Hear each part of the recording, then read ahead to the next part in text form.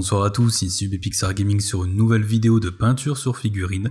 Dans la dernière vidéo, je vous avais présenté comment bien utiliser son pinceau et aujourd'hui, je vais, on va dire, revenir un petit peu en arrière et parler avec vous de l'étape précédant l'utilisation de la peinture qui est la sous-couche. Cette vidéo-là sera donc une vidéo en deux parties. La première, ce qui est celle-ci, qui va vous expliquer l'intérêt des sous-couches. Je vais vous parler aussi des trois sous-couches, on va dire, les trois couleurs de sous-couches prioritaires, celles qui sont le plus souvent utilisées. Quelle est la différence entre les trois ? Et la seconde vidéo sera de comment l'appliquer sur votre figurine correctement. Donc déjà, encore une fois, il existe toujours plusieurs marques possibles. Donc vous pouvez trouver chez du Army Painter, Citadel. Là vous voyez devant moi là sur mon bureau, j'ai Citadel et Army Painter, mais il existe encore une fois pas mal d'autres sous-couches, que ce soit Green Stuff World, AK Interactive, etc. Donc là, je ne vais pas m'étaler sur le sujet. J'avais aussi présenté un petit peu une vidéo sur les différentes marques qui existent, les plus connues du moins. Donc je vous invite à aller voir la vidéo si là aussi vous ne l'aviez pas vue. Donc là, c'est pas plutôt pour parler des marques, mais plutôt des couleurs. Donc c'est-à-dire la sous-couche noire, grise et blanche. Pourquoi ? Parce qu'il existe plein d'autres couleurs pour les sous-couches, mais moi je pars du principe que les plus connues, on va dire celles qu'on va le plus souvent utiliser, ce sont les trois que je viens de vous citer, donc noire, grise et blanche, et que ça va dépendre aussi de ce qu'on veut faire. Donc je vais vous expliquer au final l'intérêt de choisir l'une plutôt que l'autre. Donc là, comme vous pouvez voir en même temps là que je vous parle, vous voyez que je tiens dans mes mains une sous-couche de Citadel. Moi j'aime bien celle de Citadel, mais elle coûte assez cher. Donc là c'est pas vraiment le sujet, mais au moins regardez comment ça se présente. C'est souvent des bouteilles de 400 ml. C'est très souvent ça. Donc ce que j'aime sur les sous-couches par exemple d'Army Painter, ce qui est bien, c'est qu'au dos vous pouvez voir les différentes étapes pour l'utilisation. Ça vous donne un petit peu une idée de comment utiliser votre sous-couche. Donc là il y a 1, 2, 3, 4, 5, 6 étapes et on va vous dire qu'il faut d'abord retirer la petite encoche, faut bien secouer, vous tenir à 20 cm de votre figurine, etc. Mais vous voyez, ça reste quand même un minimum mieux expliqué que sur d'autres sous-couches, et en même temps les étapes ne sont pas très compliquées en soi. Donc là je vais zoomer un petit peu, vous voyez, vous puissiez voir, attendez je vais faire le focus, voilà. Donc là vous voyez bien que oui, c'est pas vraiment compliqué à utiliser, faut juste bien le refaire à chaque fois entre deux figurines, de bien ressoucouer et de bien vous tenir à distance de votre figurine pour éviter que ça dégouline en fait, et pour éviter aussi si vous êtes trop loin que ça ne touche pas suffisamment bien la figurine. Donc là sur la table je vous ai présenté justement des figurines en sous-couche noire, blanche et grise. Donc là vous pouvez voir, là c'est des grises, et là celle aussi au milieu c'est une grise. Et puis évidemment les deux blanches qui sont juste derrière elles. Et donc les peintures vont avoir différents comportements, même si vous prenez la même couleur, elles auront différents comportements selon la sous-couche. Par contre, évidemment, il y a des peintures sur lesquelles ça se voit plus, c'est pour ça que je vais vous présenter ça, c'est surtout pour les peintures à encre, donc tout ce qui est speed paint, contraste, etc. Selon la sous-couche que vous allez appliquer sur votre figurine, la différence sera vraiment frappante. Tandis que des peintures acryliques qui sont très couvrantes, la différence se fera quand même moins visible. Il n'y aura pas une très grosse différence entre une sous-couche blanche, grise ou noire, il y en aura quand même une si vous prenez par exemple 3 fois la même figurine, avec 3 sous-couches différentes et avec les mêmes peintures. Vous verrez que la noire sera beaucoup plus sombre tandis que la blanche sera beaucoup plus claire. Mais sur les contrastes et speed paint, etc., ça se voit encore plus. Donc c'est pour ça que là, dans cette vidéo, pour vous présenter la chose, je vais vraiment utiliser ces peintures à encre pour que vous puissiez vraiment voir la différence de comportement. Mais en tout cas, à qui ça s'adresse justement ce genre de sous-couche ? Ça dépend déjà du type de figurine que vous voulez peindre, c'est-à-dire qu'en réalité si vous voulez peindre quelque chose de beaucoup plus terne, un petit peu zombie, etc., la sous-couche grise, vous verrez pourquoi après dans la vidéo, peut être pas mal. Si vous voulez quelque chose de plus chatoyant, surtout si vous utilisez de la speed paint et que vous voulez aller vite quand vous avez une grosse armée à peindre et que vous voulez pas vous prendre la tête, ce sera la sous-couche blanche, tandis qu'une sous-couche noire, je dirais que c'est plus pour prendre votre temps, faire les éclaircissements, donc si vous gérez très bien les lumières justement, et donner donc à la fin un côté beaucoup plus réaliste comme rendu. Donc ça va vraiment dépendre de ce que vous voulez faire, et c'est pas vraiment je dirais débutant ou pas, ça va vraiment dépendre de ce que vous souhaitez faire. Mais c'est vrai que quelqu'un qui débute en peinture, surtout s'il a de la speed paint, donc quand je dis speed paint, encore une fois, c'est des peintures à encre, hein, même si c'est contraste de chez Army Painter, de chez Citadel, etc. Vous avez compris. Dans ce cas-là, ce serait de la sous-couche blanche, puisqu'elle réagit beaucoup plus facilement, ce type de peinture-là, sous une couche très claire.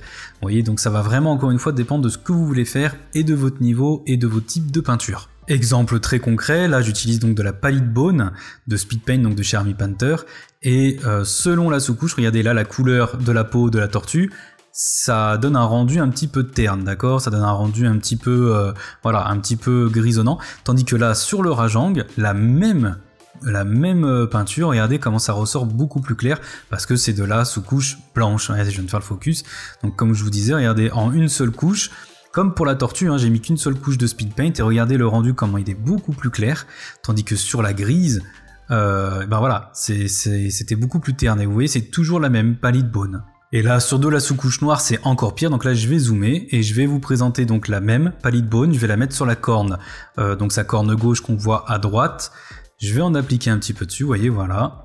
Et vous voyez le résultat, on voit rien. Hein.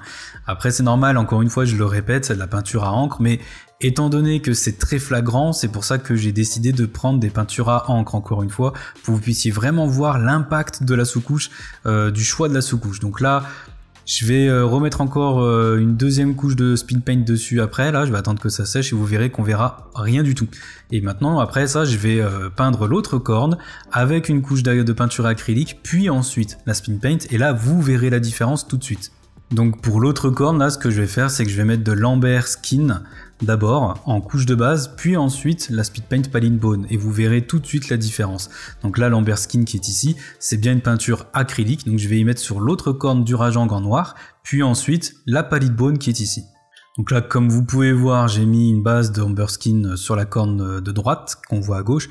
Là, je vais maintenant appliquer de la Speed Paint. Mais regardez ici, là, j'ai appliqué brièvement, hein, je me suis pas pris la tête. Et ici, j'ai mis une autre couche de Speed Paint. Hein.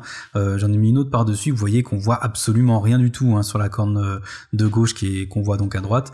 Et là, ici, sur la corne de droite, je vais appliquer donc de la Speed Paint par-dessus pour voir un petit peu le rendu.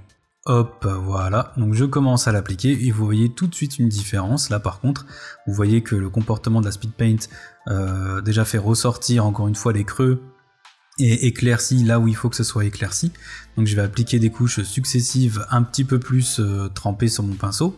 Voilà, donc là hop, j'applique tout ça et vous allez voir qu'une fois que ça aura séché, vous verrez vraiment la différence. Et ça donne un rendu tout de suite beaucoup plus réaliste en fait. C'est pour ça que j'aime beaucoup moi les sous-couches noires personnellement, mais ça demande un petit peu plus de travail. Donc hop, encore là un petit peu, je trouve qu'il y en a besoin.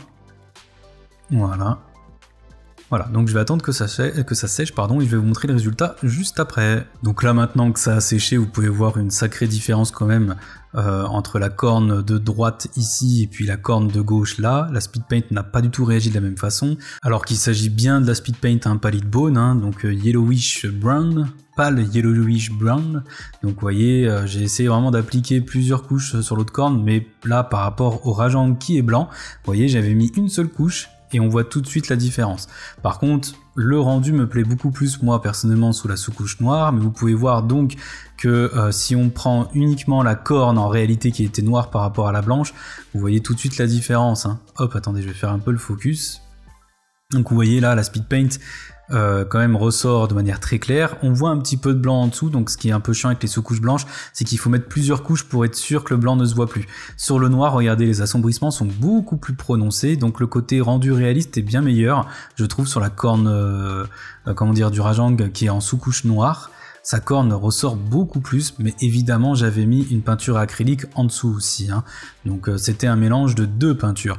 Là vous pouvez voir ici, regardez, les éclaircissements sont vraiment pas mal. Donc là, comme je disais, regardez là ici, là où je mets avec mon pinceau, vous pouvez voir les éclaircissements sur l'arête du dessus et les assombrissements dans les lignes, dans les creux, etc. C'est bien sombre comme il faut quoi. Donc vous voyez, donc ça rend vraiment pas mal, sachant que j'ai mis qu'une couche d'acrylique et une seule couche de Speed Paint.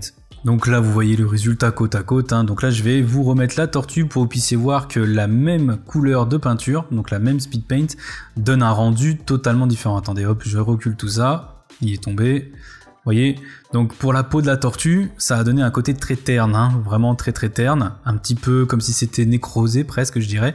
Enfin, pas à ce point-là, mais quand même. Attendez, je vais faire le focus. Voilà. Et vous voyez donc bien la corne qui est ici sur le rajang à la sous-couche blanche, vous voyez comment ça ressort très clair. Ici, c'est beaucoup plus terne, et sur la corne noire, là, on voit quasiment plus rien, hein. Il n'y a aucune différence. J'étais obligé de mettre de la peinture acrylique pour pouvoir faire ressortir sur l'autre corne. Donc voilà. Donc là, ça vous donne vraiment un bon petit rendu, un bon petit, une comparaison selon la sous-couche. Donc pour récapituler, la sous-couche blanche, c'est bien lorsque vous avez besoin de peindre en couleur à encre, des peintures à encre rapidement, beaucoup d'armée, vous prenez la blanche. Pour la grise, c'est bien lorsque vous voulez faire quelque chose de terne. Je pense notamment aux zombies, vous voyez la peau de la tortue, ça peut être sympa pour des zombies ou des choses comme ça. Et pour la sous-couche noire, c'est si vous avez bien le temps de refaire travailler en fait vos textures, travailler vos éclaircissements, que vous maîtrisez très bien la gestion de la lumière et que vous avez surtout le temps de travailler votre figurine. Moi personnellement, je préfère la noire, mais c'est au cas par cas. Voilà, donc là c'était pour résumer plus ou moins la chose. Autre exemple d'une figurine que j'avais sous-couchée en noir, puis ensuite que j'avais éclairci et où j'ai mis de la speed paint. Regardez là, c'est bien tout en noir, j'ai laissé. C'est que j'avais fait donc ce qu'on appelle un zénithal, c'est une technique que je vous expliquerai dans une autre vidéo, et là vous pouvez voir que j'ai donc appliqué là encore une peinture à acrylique, puis une speed paint, c'était de la Crusader Skin de chez Speed Paint, donc d'Army Painter, et vous pouvez voir que l'assombrissement, donc la sous-couche, assombrit naturellement certains endroits, par exemple les plis de la peau, comme vous pouvez voir là ici vers les fesses, on voit bien les plis, etc. Ça c'est la sous-couche noire que je n'ai pas touchée. Attendez, je vais zoomer un petit peu, je vais voir si je peux zoomer, hop, attendez, je recadre, et hop, voilà, je zoome.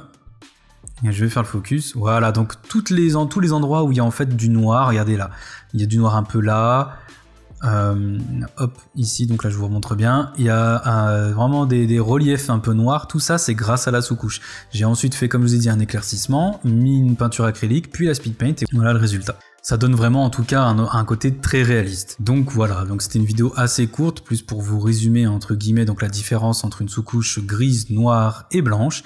Évidemment, je le répète, il existe plein d'autres couleurs de sous-couche, du vert, etc. Mais là, je vous parlais vraiment que des couleurs principales, celles qu'on utilise le plus souvent. Donc, ce n'est encore une fois pas une question de difficulté ou autre, c'est principalement quelle est la chose que vous voulez peindre. Et enfin, évidemment, oui aussi, si vous gérez beaucoup mieux les lumières, etc., je vous invite plus à partir sur une sous-couche noire, tandis que si vous voulez aller vite, ou si vous avez un petit peu de mal à peindre au début quand vous y connaissez pas trop, la sous-couche blanche et grise sera beaucoup plus facile à travailler. Voilà. Mais après, c'est encore une fois selon ce que vous voulez peindre, si c'est quelque chose de terne, de très lumineux ou de très sombre, etc. Bref, vous l'avez compris. Donc voilà, donc en tout cas, retenez bien que selon la sous-couche, la peinture a différents comportements, donc à bien choisir avant de vouloir peindre votre figurine. Donc j'espère que cette vidéo vous aura plu. Surtout si c'est le cas, n'hésitez pas à la partager, à mettre un like et à commenter et à me dire ce que vous en avez pensé.